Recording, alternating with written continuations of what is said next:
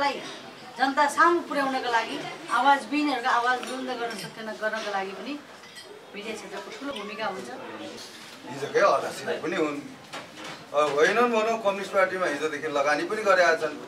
पागल पागल टाइपले बौला बौला टाइपले आफ्नै पार्टीलाई गाली गर्छ, आफ्नै प्रधानमन्त्रीलाई गाली गर्छ, आफ्नै अध्यक्षलाई गाली गर्छ, आफ्नै राष्ट्रपतिलाई गाली गरेर हाम्रा पार्टीका नेताहरू केही नेताहरूको गतिविधिका कारणले हाम्रो पार्टी खोज्दाखेरि नभेट्ने ठाउँमा पुगेछ। हामी पार्टी भेट्ने देख्ने जनताले चाहिँ बुझ्ने पार्टी बनाउने अभियानमा लागेका छौँ। माइती गठबन्धनलाई काठमाडौँमा प्रचण्ड माधव नेपालहरू प्रतिनिधि सभा विघटनको विरुद्धमा यो प्रतिकारी कदम हो भनेर रुवाबासी गरिरहँदाखेरि हामी पनि केही पत्रकारहरू रुवाबासी गर्न थालेका रहेछौँ भन्दाखेरि त्यो साथीलाई पचेन। सप्तकोशी नदी 7 वटा नदी मिलेर बनेको हुन्छ। सप्तकोशी मूलधार हो। कहिलेकाहीँ सप्तकोशीका शाखा नदीहरूले पनि बाढी आएको बेलामा हामी नै मूलधार हौँ भनेर भन्नुहुन्छ भने हाम्रो भन्नु केही छैन।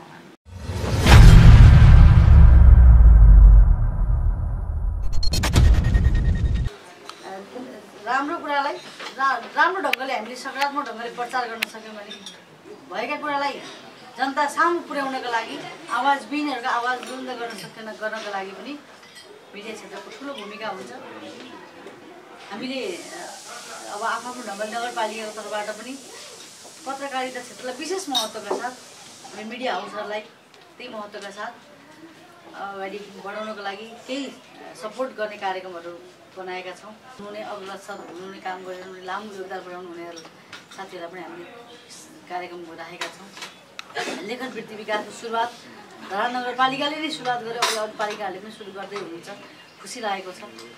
यसरी यो क्षेत्रको विकासका लागि हामीले लाग्ने नै हाम्रो नीति, हाम्रो कार्यक्रम, हाम्रो बजेटले यसै गरी सम्बोधन गर्दै जानुपर्छ। तपाईँहरूका अझै सुझावहरू पनि आउँ, अझ कसरी हामी रचनात्मक जान सक्छौँ, अझ फ्युचरहरू नदेखेका कुराहरू, हाम्रा संस्कृतिहरू, हाम्रा कलाहरू, हाम्रा चाहिँ गन्तव्यहरू, नयाँ नयाँ गन्तव्यहरूको विषयमा पनि जानकारी भयो भने त्यो विषयमा मलाई एउटै मात्रै लाग्छ। हामीले होमस्टे सुरु गऱ्यौँ उसको 2 ठाउँमा सुरु गऱ्यौँ। एउटा देवीथानमा, एउटा चाहिँ विष्णुपादुकामा। त्यो होमस्टेमा मिडियाको कारणले गर्दा यति राम्रो कभरेज भयो कि अहिले धेरै टाढाबाट धरानमा होमस्टे आउँदा खोज्दै आउनुहुन्छ अरे साथीहरू। आर्थिक विकासमा पनि मिडियाको भूमिका धेरै ठुलो हुने रहेछ भन्ने कुरा ठुलो हुन्छ। किनभने सानो सानो पेसा व्यवसाय, सानो सानो चाहिँ कामलाई पनि राम्रोसँग हाइलाइट गर्न सक्यो भने, प्रचार गर्न सक्यो भने त्यसले धेरै महत्त्व बोक्ने रहेछ भन्ने कुरा हामीले प्रत्यक्ष अनुभूति गरेका छौँ। मिडिया प्रभाव त्यसरी पर्ने कुरा त्यहाँ देखिएको छ। तपाईँहरू राम्रोसँगले यो आजको भेला मार्फत आज हामी विशेष गरी सुनसरीमा भएका पत्रकारहरू हामी यो विचार समूहका हिसाबले मूल्य मान्यता, आजको यो मूल्य मान्यता जुन हामीले बोकिरहेका छौँ त्यो मूल्य मान्यता सही छ, ठिक छ। त्यसकारण एउटा बहुमत प्राप्त 64% भन्दा माथि बहुमत प्राप्त बोकेको प्रधानमन्त्रीले ताजा जनादेशमा जाने कुरा, जनताको बिचमा जान्छु र जनतालाई म यो कुरा प्रष्ट मेरो कुरा राख्छु भनेर जनादेशमा जानका लागि चालिएको कदम कि मात्र त्यो प्रतिगामी कदम हुँदैन, त्यो जनतामा अनुमोदित हुनका लागि जनताले नै अन्तिम निर्णय फैसला लिने भएको हुँदाखेरि जनतामा जाने कदमलाई स्वीकार गरेर चुनावको माहौल बनाउने र चुनावी तयारीमा लाग्नको लागि सबै जनतालाई त्यो अनुसार तयारीमा जुटाउनको लागि पनि मिडियाको ठुलो भूमिका रहने हुँदा त्यसमा सबै साथीहरू जुट्नुहोस् भनेर अनुरोध गर्न चाहन्छु। धन्यवाद, नमस्कार। भूमिनुपर्ने एउटा अभिभारा अहिले आएको सन्दर्भमा हामी यहाँ भेला भएका छौँ। हामी पत्रकारहरूले राजनीति गर्नुहुन्छ कि हुँदैन, राजनीतिक कुरा बोल्नुहुन्छ कि हुँदैन, अहिले घनीभूत रूपले उठेको कुरा हो यो। अस्ति इटरीमा सुनसरी पत्रकार महासङ्घको सुनसरी भेलामा चाहिँ मैले बोल्दै गर्दाखेरि एकजना सहभागी पत्रकार साथीले राजनीतिक कुरा नगर्नुहोस्, उहाँलाई रोक्लाउनुहोस् भनेर सभापतिलाई सम्बोधन गरिरहेका थिए।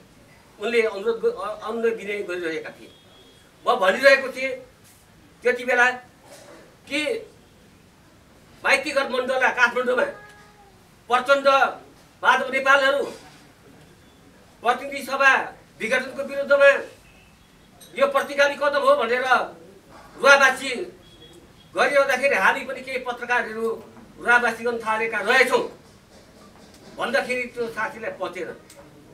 मैले जोड्न खोजेको कुरा के हो भन्दाखेरि हामीले राजनीति गर्ने हो कि होइन अथवा राजनीतिक कुरा बोल्ने हो कि होइन त्यो अहिले घनीभूत रूपमा उठेको प्रश्न हो। यदि राजनीतिक कुरा नबोल्ने हो भने राजनीतिक कुरा नगर्ने हो भने प्रेस सङ्गठन हामीलाई किन चाहियो? प्रेस युनियन किन चाहियो? त्यहाँ त हामीले जस्तो प्रेस सङ्गठन अहिले नेकपाको एउटा जनवर्गीय जनसङ्गठन हो र जनताको बहुदलीय जनवाद जननेता कमरेड मदन भण्डारीले अगाडि सार्नुभएको विचार जनताको बहुदलीय जनवादका आधारमा त्यो विचारको आधारमा त्यो विचारलाई मार्गनिर्देशक सिद्धान्त बनाएर नेकपा अगाडि बढिरहेको छ।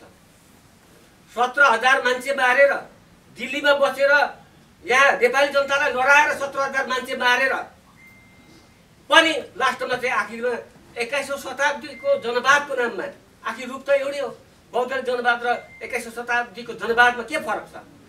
त्यसकारणले हामी पत्रकारहरूले यो कुरालाई हामीले दिल्लीको 12 बुँदे सम्झौताको कुरा गर्नुहोस् या प्रचण्डले त्यहाँ बसेर जस्तो हाम्रा प्रधानमन्त्री केपी ओलीले भन्नुभएको उहाँ त जेलवाला तेल लाएर त्यहाँ 5 स्टार होटलबाट बसेर निर्देशन गरिराख्नु भएको मान्छे लडाइराख्नु भएको छ र 17,000 मान्छे यहाँ मराउनु भयो भन्ने खालको कुराहरू जसरी उहाँले सम्बोधन भन्नुभएको छ प्रधानमन्त्री केपी ओलीले ठिक त्यही रूपमा हामी पत्रकारहरूले पनि यो कुरालाई हामीले नजरअन्दाज गर्न सक्दैनौँ।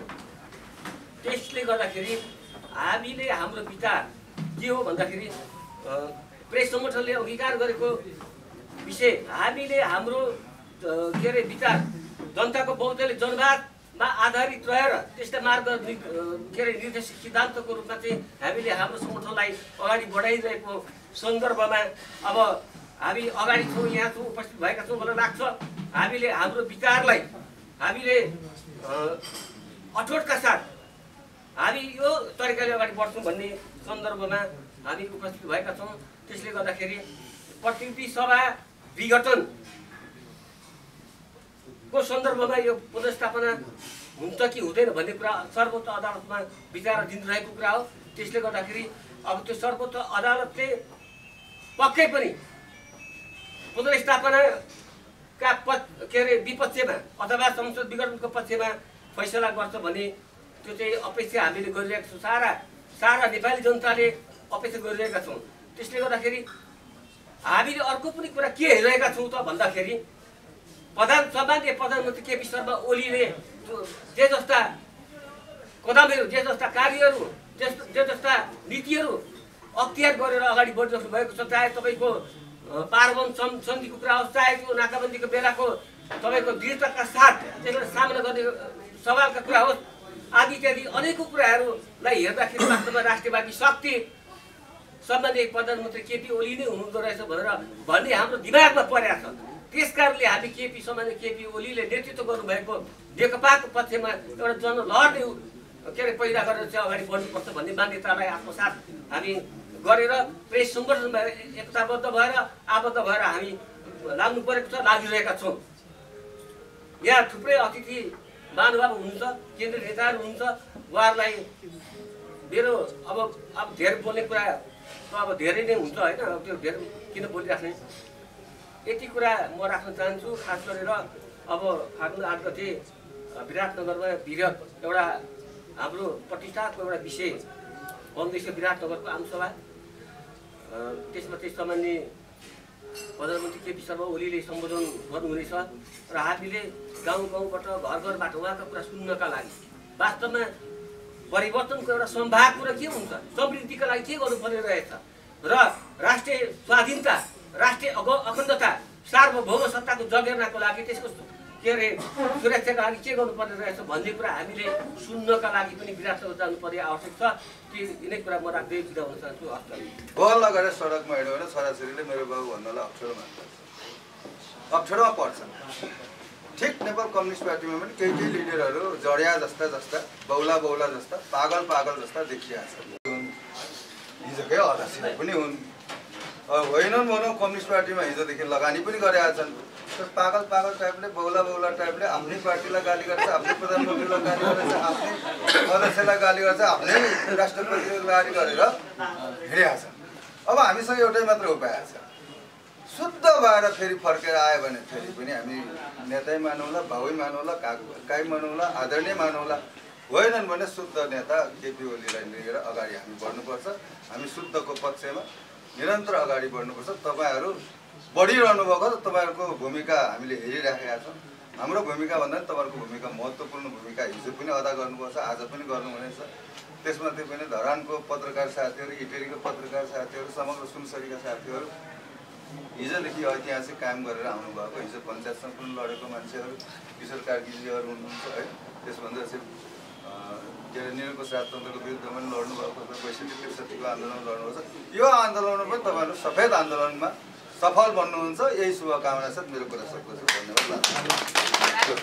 धेरै विषय राजनीतिक विषयको सन्दर्भमै हामी पछ्यौँ, यहाँलाई उठिसकेको छ। त्यस पछाडि सङ्गठनको दायित्वको बारेमा, सङ्गठनको जिम्मेवारीको बारेमा धेरै कुरा आइसकेको छ। अहिले हामी यस्तो सङ्गीन घडीमा अहिले उपस्थित भएका छौँ कि विशेष गरेर अब यो प्रेस सङ्गठनको भूमिका दायित्व के हुन्छ मैले देखेको र तपाईँहरूले पनि महसुस गर्नुभएको कुरा के भने अहिले हाम्रो मान्यतालाई जनस्तरमा स्थापित गराउने काम तपाईँहरूको, त्यसमा फेरि तपाईँहरूको मात्रै होइन, हामी पार्टीलाई पार्टी जस्तो बनाउन चाहिरहेका छौँ। र यो अहिलेको बेला मलाई लाग्छ यो पुनर्गठनको हाम्रो अभियान हो। हामीले 4 वर्ष 5 वर्षसम्म सङ्गठन जस्तो अनुभूति नै गर्न पाएनौँ, हामीले सङ्गठन जस्तो गरेर चलाउन पनि पाएनौँ। तपाईँहरूलाई पनि सङ्गठनमा बसेको जस्तो अनुभूति भएन। तपाईँहरू बसेको तरिका हेर्दाखेरि यो सङ्गठन चलेको जस्तो हामीलाई पनि लाग्यो।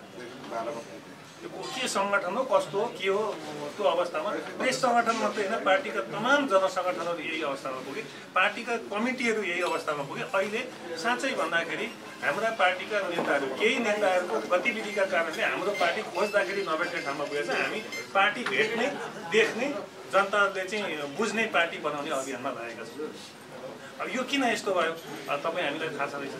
पार्टीमा 2 किसिमको कामको जिम्मेवारी भयो। हामी पार्टी एकता हुँदाखेरि बहुत गर्वका साथ, खुसी साथ अगाडि बढेका छौँ, साह्रै राम्रो उपलब्धि हासिल गरेको। तर हामी पार्टी कमिटीभित्रै हुने मान्छे एउटा के जटिलतामा थियो भने साँच्चै पूर्व एमाले पार्टी जस्तो थियो त केही समय अगाडिदेखि अलिक खस्केको थियो। एउटा सन्दर्भ यहाँहरूलाई थाहा छ, पब्लिकली भने नि के अरे पार्टीको पहिचान हरायो।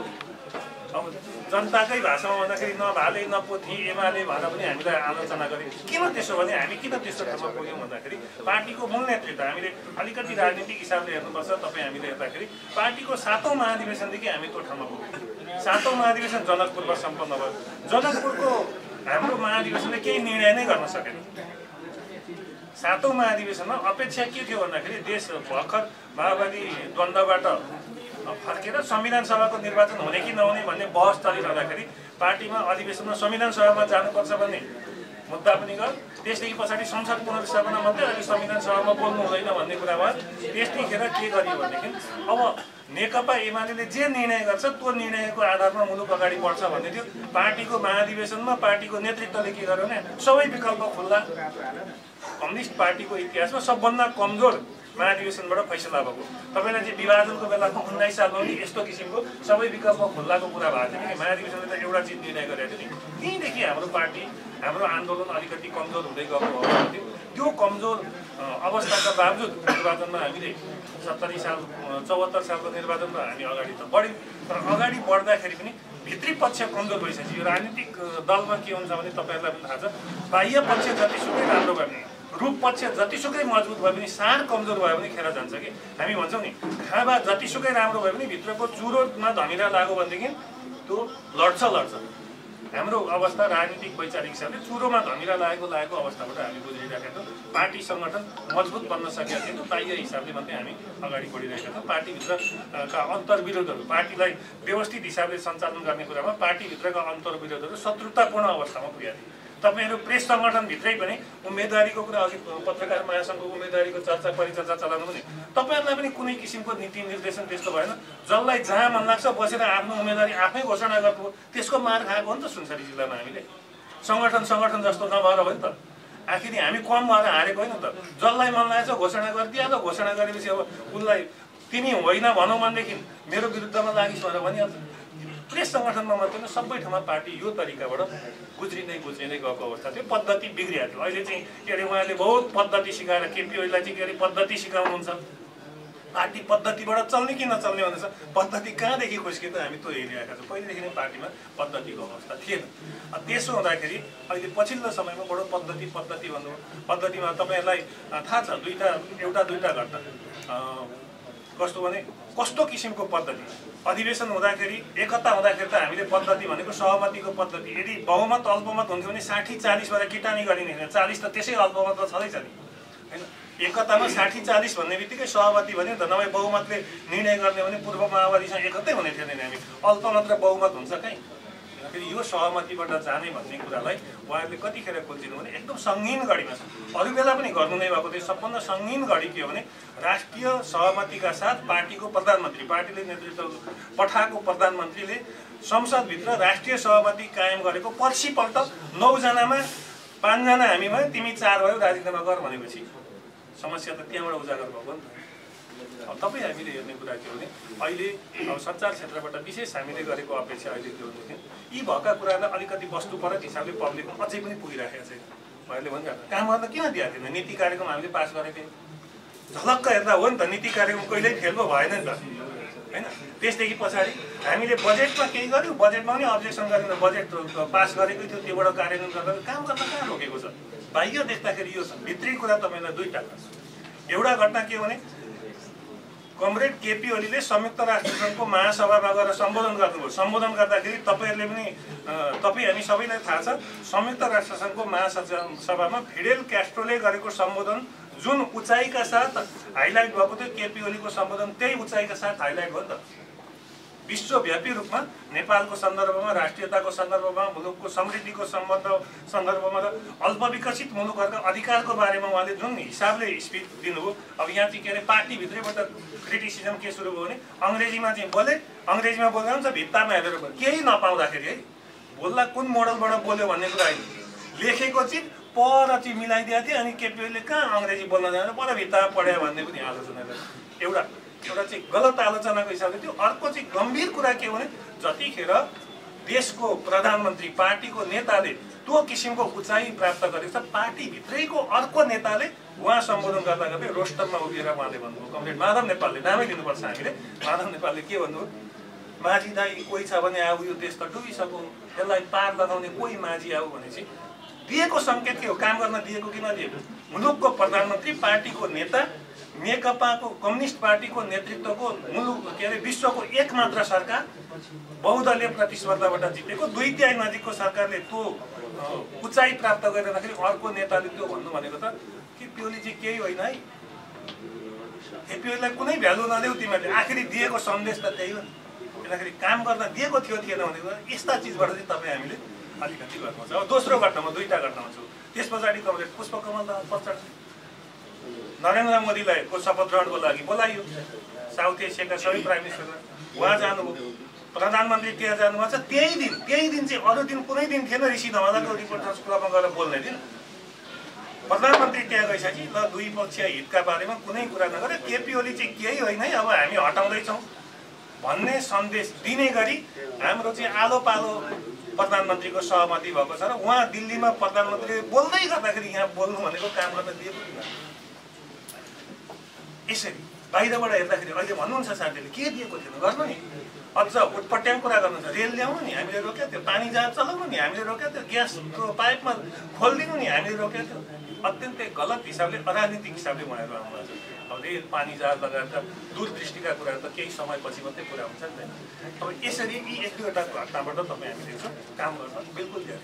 तपाईँहरूलाई भनौँ आदिवासी जनजाति अहिले संवैधानिक नियुक्तिको कुरा हो। संवैधानिक नियुक्ति भनेको संविधान निर्वाचन भएको 1 महिनाभित्र संवैधानिक आयोगले पूर्णता पाउनुपर्ने हो त।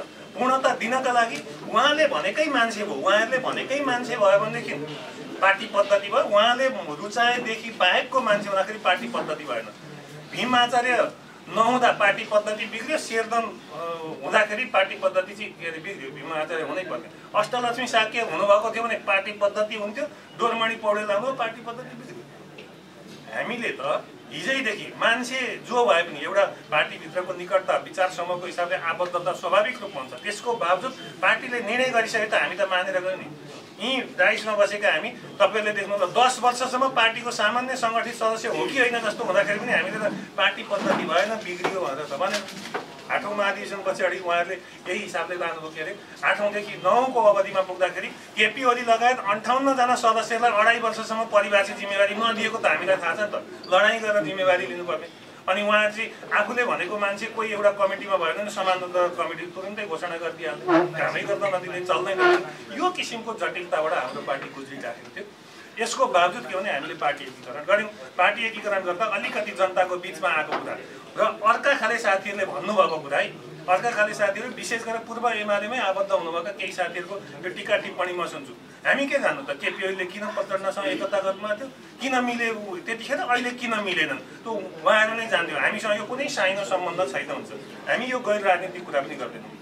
केपी ओली र प्रचण्डको बिचको दुईजनाको चाहिँ मिली भगतमा दुईजनाको ट्युनिङ मिलेर अनि चाहिँ यसो डिनरमा मिलेर पार्टी एकता भएको होइन। अघि पनि साथीहरूले राख्नुभयो, किशोरजीले अलिकति सन्दर्भ कोट्याउनु, पार्टी एकताका सैद्धान्तिक आधारमा पार्टी एकता भएको। किनभने हामीले 49 सालदेखि नै शान्तिपूर्ण आन्दोलनको माध्यमबाट सामन्तवादलाई अन्त्य गर्न सक्छौँ भन्ने निष्कर्षमा हामी पुग्यौँ। हामीले त्यतिखेरै भन्यौँ कि जनताको व्यापक सहभागिताबाट सामन्तवादी व्यवस्था अन्त्य गर्छौँ र नयाँ जनवादी व्यवस्थामा हामी जान्छौँ भनेर त्यहाँ पुग्यौँ। माओवादीले 10 वर्षीय जनयुद्ध पछाडि 21औं शताब्दीको जनवादको नाममा उसले पनि शान्तिपूर्ण आन्दोलनको कार्यदिशालाई स्वीकार्यो, संविधानको सर्वोच्चतालाई स्वीकार्यो र बहुदलीय प्रतिस्पर्धालाई स्वीकार्यो। कम्युनिस्ट पार्टीमा जनताको बहुदलीय जनवादले दिएको अरू चिजका बावजुद नवीनता त यही तीनटा चिज। यो तीनटा चिजमा चाहिँ सैद्धान्तिक सहमति बनिसकेपछि कार्यक्रमको नाम चाहिँ के भन्ने भन्दा हिजो हामीले जनताको बहुदलीय जनवाद भनेका थियौँ त्यो कार्यक्रमलाई होइन। यतापट्टि माओवादीले 21औं शताब्दीको जनवाद भनेको अहिले नै अब नामै यही भन्दाखेरि अलिकति एकताको भाव झल्किँदैन। अहिले जनताको जनवाद भनौँ। अब रूप पक्ष जे भए पनि सारमा हामी एकै ठाउँमा आइपुगेका छौँ मतलब यो सैद्धान्तिक सहमतिमा पार्टी एकीकरण भएको हो नि। केपी ओलीलाई मन लाग्यो, कसैलाई थाहा नदिकन पार्टी खोज्दै एकीकरण गर्नु, केपी ओलीलाई चलो प्रचण्डसँग मिल्नु भएन भन्ने किसिमको यो गैर राजनीतिक कुरा छ। यो बिल्कुल अब यो धरातलमा टेकेर हामीले पार्टी एकीकरण गऱ्यौँ। अहिलेको समस्या चाहिँ के हो त भन्दा सैद्धान्तिक हिसाबले पनि पूर्व माओवादी हामी एकै ठाउँमा आइपुग्यौँ, तर जटिलता चाहिँ के हो भने कार्यनीतिक सवाल भन्दा पनि मान्छेका व्यक्तिगत महत्त्वाकांक्षा, कुण्ठा, शैली, स्वभावबाट यो ठाउँमा पुगेको छ। किन उहाँ पनि जनताको बहुदलीय जनवाद भन्ने पूर्व एमालेको साथीहरू हुन्छ होइन, हामी जनताको बहुदलीय जनवाद नै हो, तर कतिपयले के भन्छ होइन ठिकै हो कि तर हिजोसम्म लडाइँ यिनैसँग गऱ्यो, फेरि यिनैसँग किन मिल्नु, सिद्धान्तमा मिल्छ भने हामी त लडाइँको कुरा होइन। हिजो हामी सिद्धान्तमा मिल्दाखेरि यो पङ्क्ति तपाईँ हाम्रो पङ्क्ति, तपाईँले देखेको पङ्क्ति 10 वर्षसम्म भूमिका विहीन हुँदा पनि हामी एकै ठाउँमा हिँड्यौँ नि त। हामी त हिँड्छौँ समेत। नेपालको चाहिँ भूभाग समिति नयाँ नक्सा जारी गरिसकेपछि जुन किसिमको चाहिँ आक्रमण भयो प्रधानमन्त्रीमाथि, सरकारमाथि, त्यतिखेर विदेश विभाग बोल्नुपर्छ कि पर्दैन? पार्टीको विदेश विभाग बोलेन नि। सञ्चारकर्मी साथीहरूले बरु हामीसँग सैद्धान्तिक राजनीतिक हिसाबले विमति जनाउने मान्छेहरूले पनि त्यसको विरुद्धमा भारतीय सञ्चार माध्यमले गरेको आक्रमणको विरुद्धमा जिहाद छेड्नुभयो। पार्टीको विदेश विभाग बोल्दै बोल्दैन। पार्टीको विदेश विभागको यो जिम्मेवारी होइन। राष्ट्र प्रमुखलाई चाहिँ के अरे अनैतिक हिसाबले छिमेकी राष्ट्रको राजदूतसँग जोडेर त्यस्तो किसिमको स्टन्टबाजी हुँदाखेरि एउटा विज्ञप्ति निकाल्नु पर्दैन, निकाल्दैन। विदेश विभागले आफ्नो जिम्मेवारी केही पुरा गर्दै गरेन। अन्तर्राष्ट्रिय महत्त्वका यत्रा चिजहरू हुँदाखेरि कुनै पार्टीलाई दिशानिर्देश पनि गरेन, गाइडलाइन पनि दिएन, नीति बनाउने कुरामा पनि गरेन। खालि के हो भने तिमीले ठिक ढङ्गले काम गरेन भने विदेश विभाग प्रमुखको काम भनेको प्रधानमन्त्रीको कुर्सी ताक्ने, अध्यक्षको कुर्सी ताक्ने, यी बाहेक केही हुने भएन। पार्टी एकीकरण 3 महिनामा सक्ने, 6 महिनाभित्रमा दुवैपट्टिका सदस्यलाई चाहिँ अभिलेखीकरण गर्ने, सङ्गठन विभागमा कम्प्युटराइज गरेर नम्बर जारी गर्ने भनेको। नम्बर जारी त होइन, हिजो भएको कार्ड पनि च्यात्तिसक्यो हाम्रो। हामी नै सदस्य हौँ कि होइन? छैन, हामी सदस्य होइन। विधान त तपाईँ पनि होइन, म पनि होइन। किनभने 1 वर्ष नियमित लेभी नतिरेपछि पार्टीको सदस्यता खारेज हुन्छ भनेर त शपथ खाएको होइन हामीले। हामीसँग न लेभी उठाउने संरचना छ, न लेभी लिएको छ होइन, न चाहिँ सङ्गठित सदस्यसँग भेटघाट छ। अहिले साँच्चै भन्ने हो भनेदेखि संसदभित्रबाट सिधै पैसा काटेको भन्दा ती माथिका माननीयलाई चाहिँ अब त्यसैमा लेभी जोडिदिँदाखेरि उनको चाहिँ कायमै होला। त्योदेखि बाहेक सबै कसैले पनि तिरेको छैन, तिर्ने गरेको छैन। सङ्गठन विभाग केही पनि गर्दैन, कमिटी पनि बनाउँदैन, एकीकरण पनि गर्दैन, एउटा मान्छेमा केन्द्रित गर्छ। फेरि अस्ति विशेष भदौ 26 गते निर्णय हो, अब 15 दिनमा एकीकरण सक्ने भनेको, त्यो 15 दिन पछाडि एकीकरणको कुरा आउँछ होला भनेको 15 दिन नपुग्दैखेरि अनि 19 मध्ये आरोप पत्र चाहिँ आयो। हामीले भने यो 19 मध्ये आरोप पत्र ल्याउने बेला होइन, 190 बुधे उपलब्धि लिएर जनतामा जाने बेला थियो नि त। पार्टीभित्र केही समस्या हो न, यो चिजमा उहाँहरूले केही गर्नु भयो। त्यो भएपछि कमरेड केपी ओलीले भन्नुभयो तपाईँले लगाएको आरोप, तपाईँहरूले लगाएको आरोप। अब के भन्छ भने उता भारतीयहरूले चाहिँ नेपालको प्रधानमन्त्री हटाउनै पर्छ भन्छन्, अनि यतापट्टि भारतीयले होइन मैले मागेको भनेर ट्वाक्कै स्वर चाहिँ भारतीयको प्रतिनिधि हो कि क्या हो भने जस्तो गरेर पार्टीका अध्यक्ष बोल्नु, राजीनामा त मैले मागेको, केपी ओलीको हटाओ भनेर उतापट्टि मिडियामा दिन्छ, यतापट्टि उसले बोलेको होइन त मैले बोलेको के भनेको। पार्टीको काम त केही पनि भएन नि त। हामीलाई चिन्ता के भने व्यक्तिले के भनौँ भन्दा पनि हामीले यत्रो दुःख गरेर आजको यत्रो दुःख गरेर चाहिँ जनताको बिचमा स्थापना गरेको दुनियाँका मुलुकहरूमा कम्युनिस्टहरू चाहिँ के अरे बिलाइसक्दाखेरि कम्युनिस्ट पार्टीको नेतृत्वमा सरकार बनाउन सक्षम भएको पार्टी यो चकनाचुर भएको त हामी हेर्न सक्दैनौँ। त्यसो भएखेरि कमरेड केपी ओलीले 4 गतेको दिन गएर भन्नुभयो ल अब चैतमा अधिवेशन हुने छाट पनि देखिएन, तपाईँहरूको चालहाल देखिहाल्यो।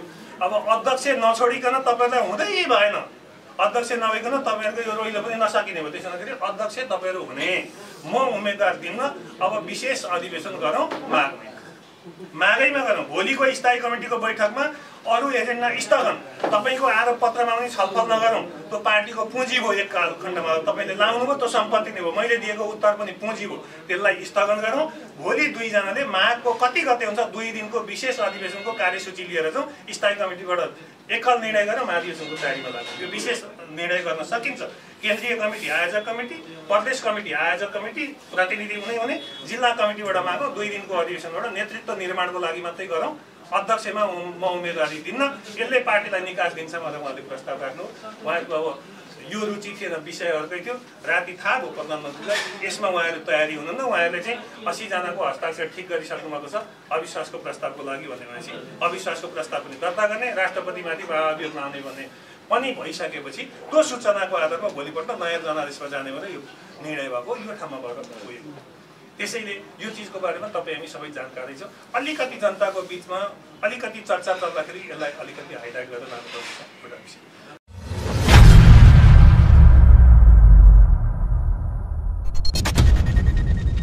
सप्तकोशी नदी 7वटा नदी मिलेर बनेको हुन्छ। सप्तकोशी मूलधार हो।